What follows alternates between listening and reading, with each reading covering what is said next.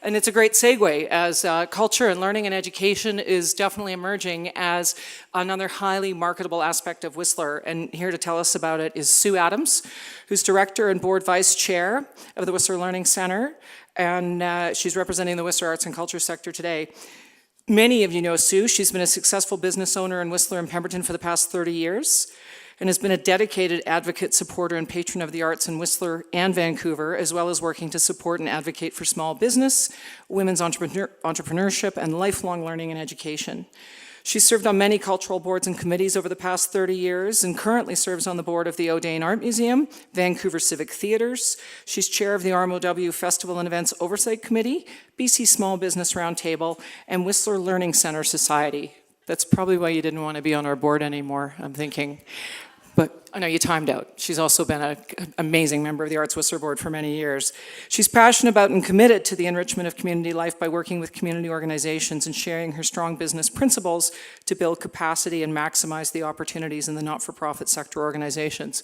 And here to give us some insight on the next big thing, Sue Adams.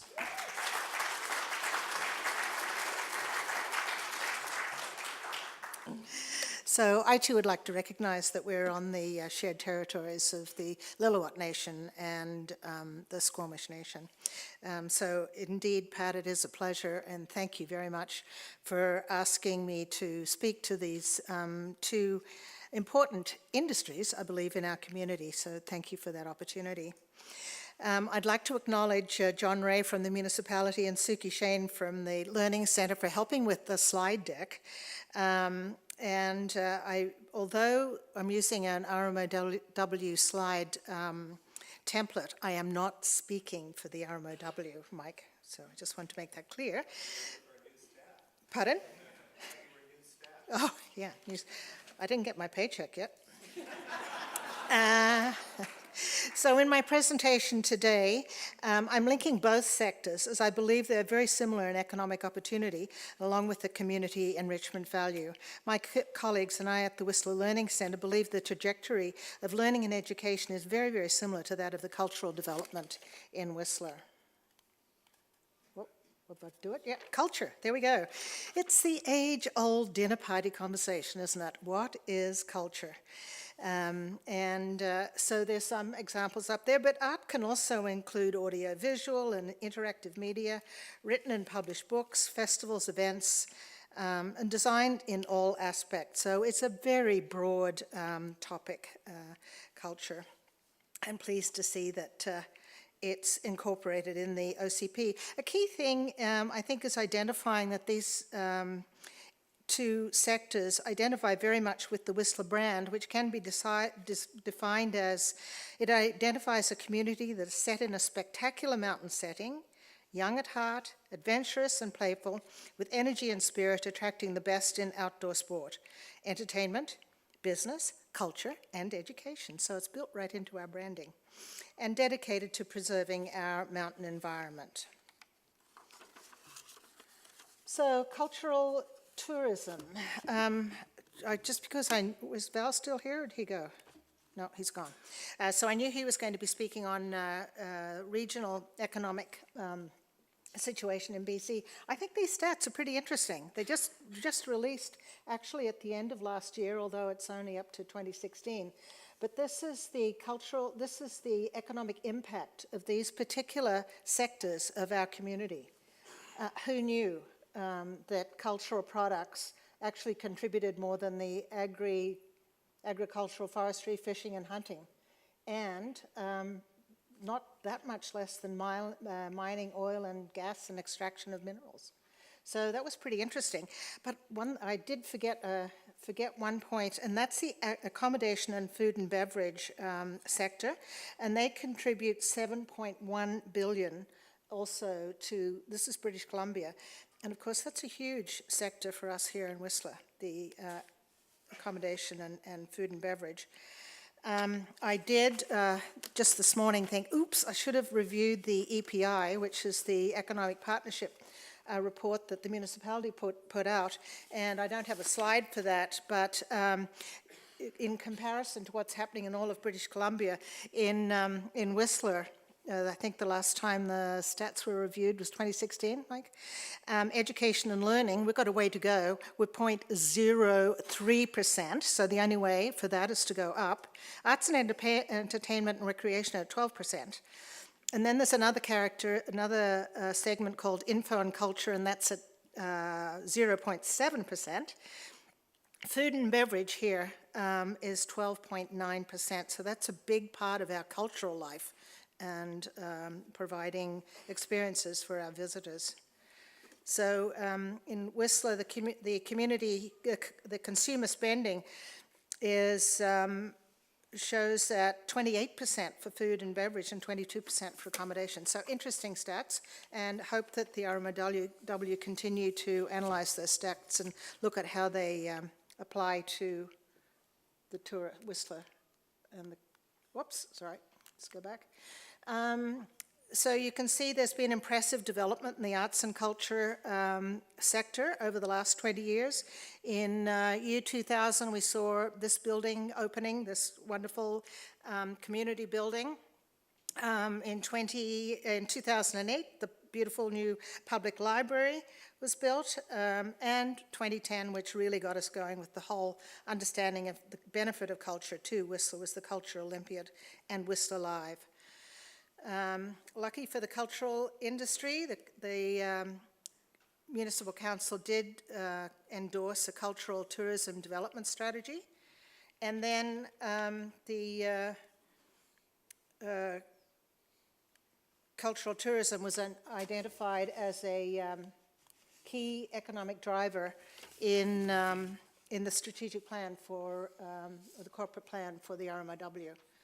And the same thing for but that's operator error there because I didn't have the stats. Same thing for learning, it's also identified in the corporate plan.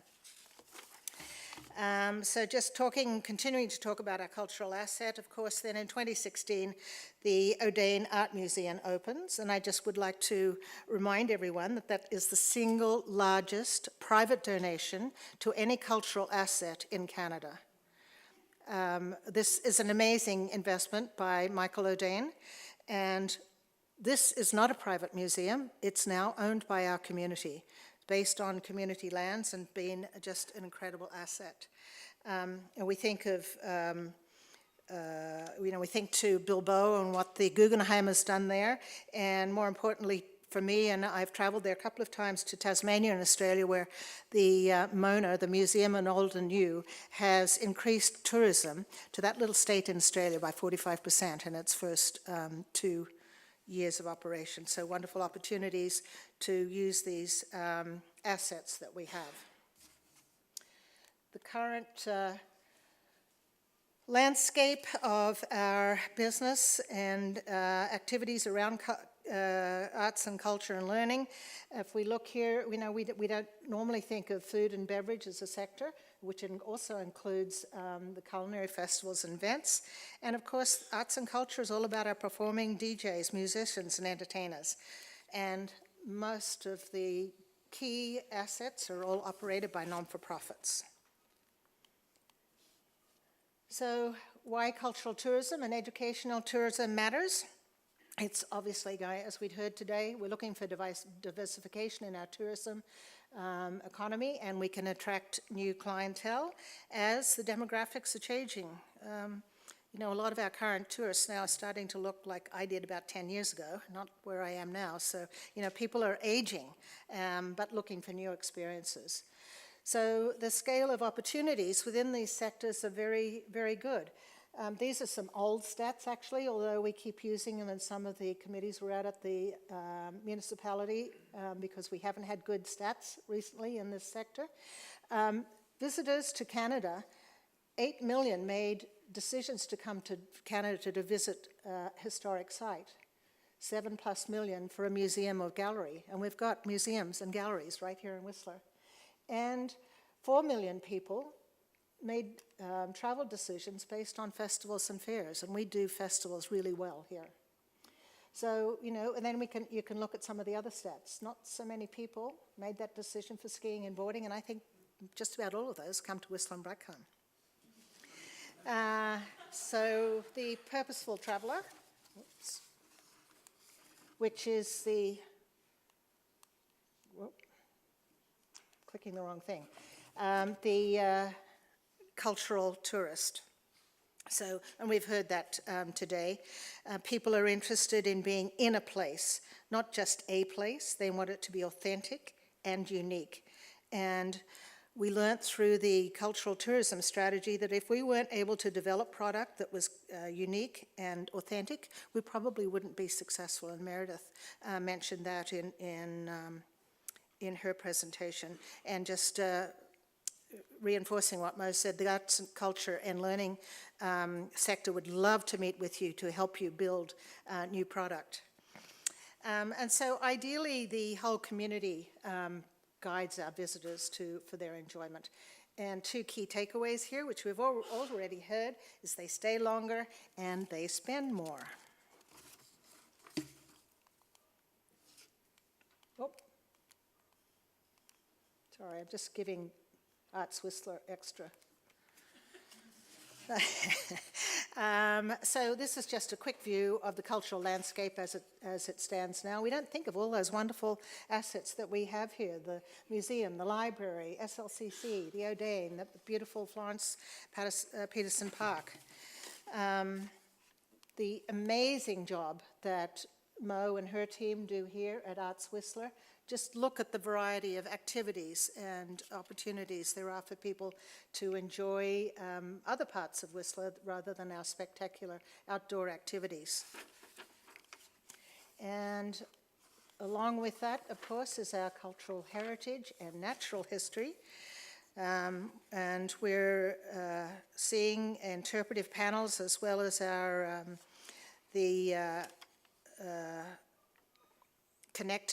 cultural connector, which helps guide people through the community to look at the other assets that we have. And even looking at the West Side Cultural Centre, the Point Artist Run Centre, that's something that's really unique and original in Whistler and developing quickly. I mentioned before, one thing that we do very, very well is festival events here. And as you remember, going back to the stats that 4 million person visits are determined, back in the day, determined to attend festivals and events. And really pleased to see that our community is continuing to plan ahead for our cultural development. And you probably read in the Peak about the opportunity that where the community is looking at to seeking UNESCO designation for a geopark. So if you don't know anything about that, refer back to the Peak from 2 weeks ago.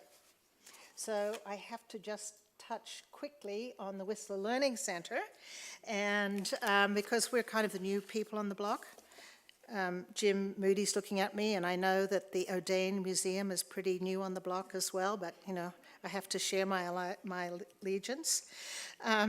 So the Whistler Learning Centre I guess our interest grew from, I've lost my spot here, sorry.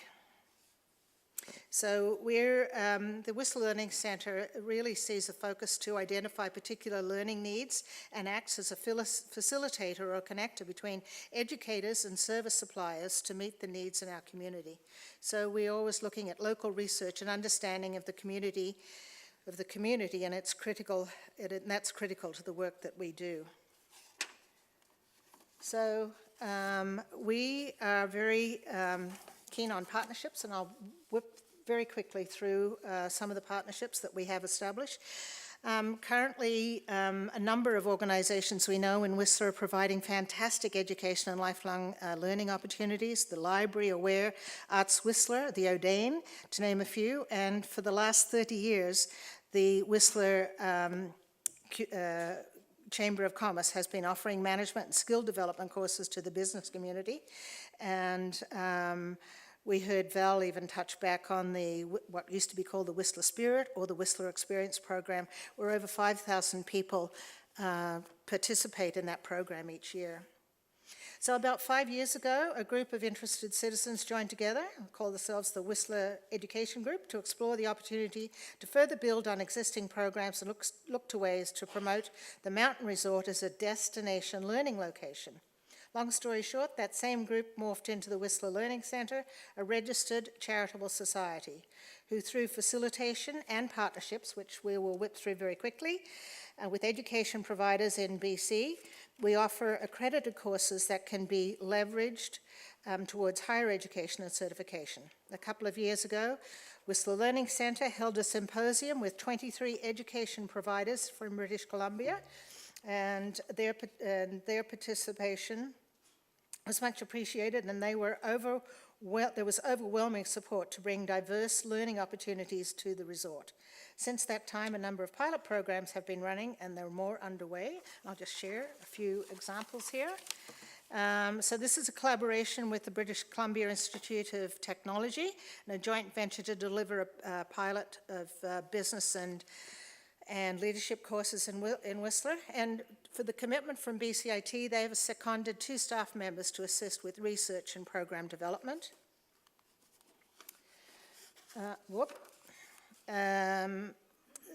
Through community research and engagement, we've defined courses that will be offered throughout the shoulder season, because that's the best time for learning, and you can look to see in April and June and September, December, some courses on business and leadership through BCIT.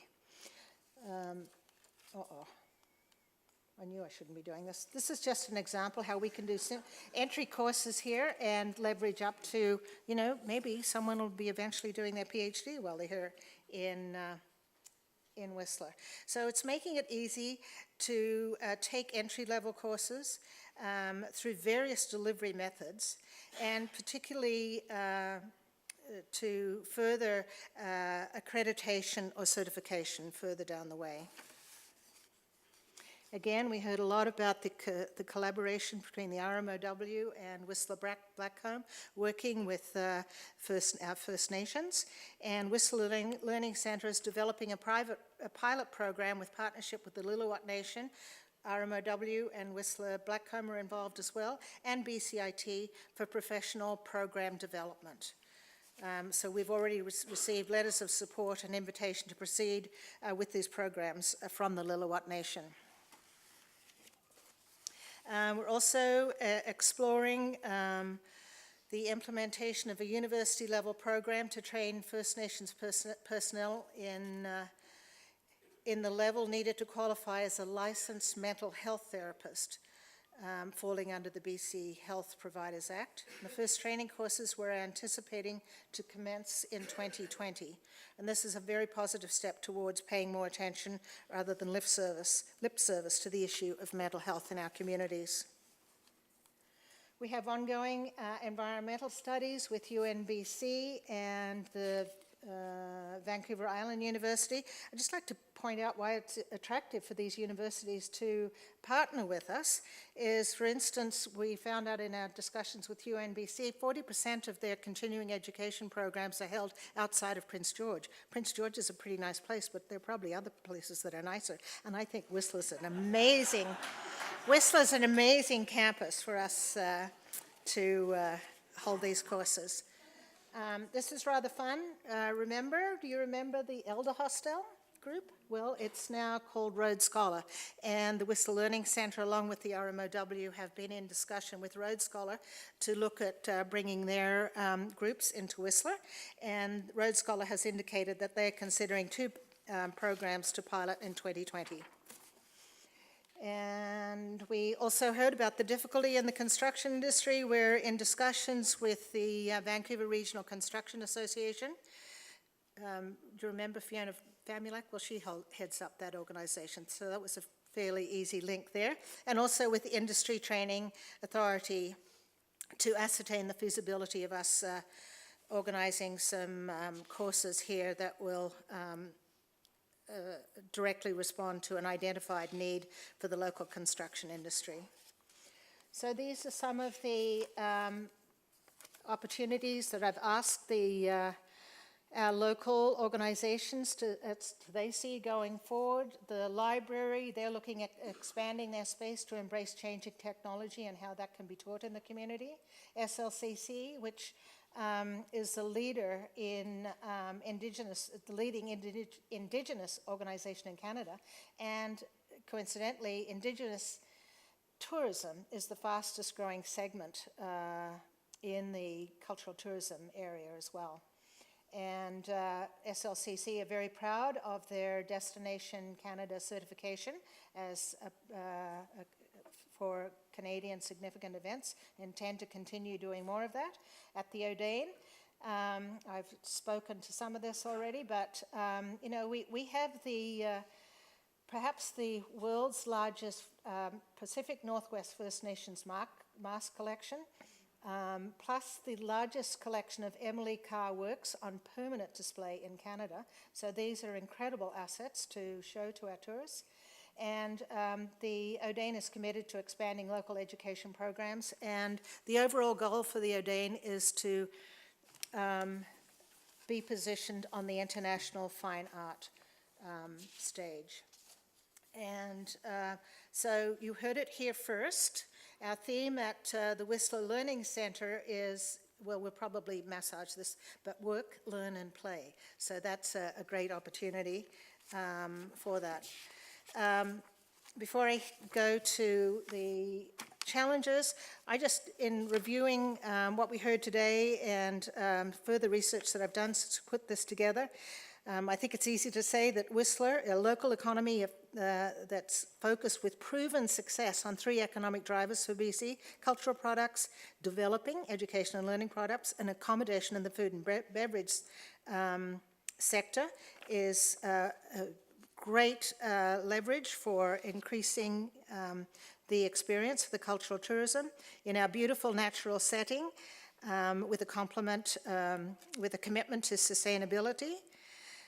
We've really established solid cultural planning and built assets here, which I mentioned before, and we have a proven high standard of program delivery, and no one does it better than the Whistler Arts Council. Just fantastic work that they've been doing in the last couple of years. And we have a commitment from the local government to support existing programs and assets and growth in product development. The education programming helps to facilitate the reconciliation process and engagement with First Nations. Arts, learning and culture are not weather dependent or climate dependent, and there's little impact. Businesses say it's easier to hire employees if there's a strong cultural environment. Employment attraction and retention tactic, which is the play, work, learn focus of the Whistler Learning Centre. And we're also providing, as we build education programs, we're providing the opportunity for school leavers, local school leavers, to begin study right here in their own hometown. And the O'Dane, with their focus on bringing international blockbuster exhibitions to the O'Dane. So as Whistler Learning Centre moves forwards we're hoping to be, eventually our big hairy goal is towards a recognised centre of idea exchange and thought leadership. You know, Aspen Institute, the Banff Centre, with a speaker, and we're looking currently at a speaker series on global issues. So I think we're very well positioned to leverage arts, culture, and learning and education to really round out our offering and encourage a different tourist base. There weren't that many challenges that were identified, and we've heard most of them today. Engaging and retaining suitable workforce. This is what I heard from all the non-for-profit organizations. And funding, of course, is always an issue, and most of these opportunities that we have and the organizations that are leading the charge are all non-for-profits. So there's the need to diversify revenue channels and keeping ahead and pace with the technology disruption and building a community cultural mindset. I think that's really important. We're so focused on our wonderful outdoor activities that we have, but we have a very stable and growing cultural capacity here. And we need to influence the community to value lifelong learning. We just need them to drink the arts, culture and learning Kool-Aid. Mo, do you have some out there tonight? Excellent. Okay, so thank you.